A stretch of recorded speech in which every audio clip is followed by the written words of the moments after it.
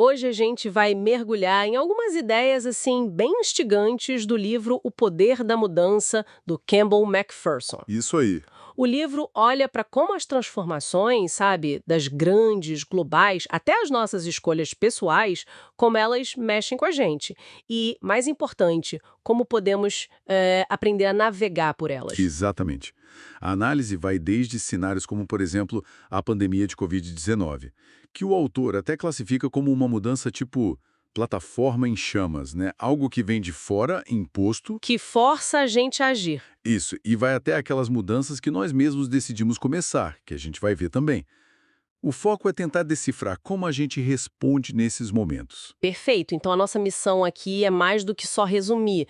É tentar tirar os insights principais sobre essa dinâmica toda da mudança e, quem sabe, achar umas ferramentas práticas. Como usar isso? Vamos investigar. Bora lá. Coisas que chamam a atenção é a tal da curva de mudança, principalmente nessas situações impostas, a plataforma em chamas. Aham. O livro descreve umas fases: choque, negação, raiva. Parece até um roteiro familiar, né? A Covid foi um exemplo disso em escala global, mexeu com tudo. Mas assim, só dá nome para essas fases? Qual é a utilidade prática disso? Ótima pergunta, porque o insight não é só identificar a fase. É entender que são reações, tipo, humanas, normais e, o mais importante, passageiras. Temporários. Exato. O autor argumenta que a negação, por exemplo, ela serve como um filtro inicial, sabe? Pra gente não levar aquele choque total de uma vez. Uma proteção quase. Isso. Então, reconhecer onde a gente está nessa curva permite validar o sentimento, mas sem deixar ele tomar conta. É o primeiro passo para retomar um certo controle e começar a olhar para a situação de um jeito mais objetivo. Buscar aceitação e, lá na frente, adaptação. Faz sentido. Não é só sentir, é entender o que se está sentindo para poder então agir de forma mais consciente. E o livro compara isso com a mudança que nós escolhemos, o tal salto quântico. Certo. O exemplo da doutora Bronwyn King é muito forte, né? Aquela luta dela para convencer os fundos de pensão a pararem de investir em tabaco. Mas mesmo aí tem uma curva emocional também, não tem? Não é só alegria e entusiasmo. De jeito nenhum. Mesmo a mudança que a gente quer e começa, ela traz a sua própria montanha-russa emocional. Começa com otimismo, claro, mas aí vem a incerteza, o medo do desconhecido ou de falhar. A apreensão. Tudo isso aparece. A grande diferença talvez seja o ponto de partida, né? A escolha inicial dá um senso de propósito que ajuda a atravessar essas emoções. Mas a necessidade de lidar com medo, com a dúvida, é tão real quanto na mudança que veio de fora. Entendi. E isso já puxa outra ideia bem forte do livro. Aquele conflito eterno, lógica contra emoção. O exemplo de perder peso é um clássico. Sim. Logicamente parece simples, comer menos, se mexer mais. Mas por que é tão difícil na prática? Porque, e o livro bate muito nessa tecla, a emoção quase sempre leva melhor sobre a lógica pura. É impressionante isso. O autor chega a falar que o açúcar hoje é, tipo, mais perigoso que a pólvora. Não só pelo efeito físico, mas pela carga emocional que a gente coloca nele, né? Verdade. Dietas geralmente falham não porque falta informação lógica, mas porque a gente subestima o poder dos hábitos, do conforto emocional que a comida traz, o medo de se privar de algo. A emoção meio que sequestra a nossa decisão racional. E o livro até amplia isso, né? Cita exemplos maiores, tipo campanhas políticas, aquela análise sobre o Brexit, por exemplo. Sim, menciona isso. Sugere que os apelos mais emocionais ligados à identidade, a retomar controle, tiveram mais peso para muita gente do que os argumentos só econômicos, lógicos. Exatamente. Isso mostra como essa briga, emoção versus lógica, funciona em todo lugar.